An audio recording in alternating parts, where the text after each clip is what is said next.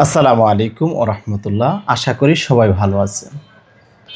আজকে আমাদের সম্মুখে উপস্থিত আছেন আমাদের একজন সম্মানিত রোগী, যিনি সুদূর ব্রাহ্মণবাড়িয়া থেকে এসেছে।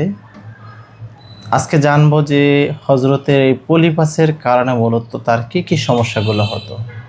আপনি যদি বলতেন যে আপনার এই পলিপাসের কারণে কি কি সমস্যাগুলো হতো। অতিরিক্ত মাথা ব্যথা, অতিরিক্ত সর্দি কাশি, এগুলো লেগেই থাকতো, সারতই না। একাধারে হাসি কাশি আসতেই থাকতো আর কি।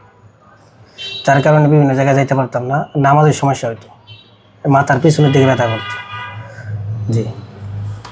তো এখন আপনার বর্তমানে কি অবস্থা? এখন আপনাদের এখানে চিকিৎসা নেওয়ার পর থেকে আলহামদুলিল্লাহ সুস্থ আছি। এখন আর কোনো ধরনের সমস্যা হয় না। আচ্ছা, আপনার মতন যারা এরকম সমস্যায় ভুক্তভোগী তাদের উদ্দেশ্যে যদি আপনি কিছু কথা বলতেন। তাদের উদ্দেশ্যে একটা মেসেজ, তারা যেন আপনাদের এই তাকওয়া হেলথ কেয়ারে যোগাযোগ করে। ইনশাআল্লাহ তারা ফলাফল পাবে, সুস্থ হবে আলহামদুলিল্লাহ। ইনশাআল্লাহ। ইনশাআল্লাহ।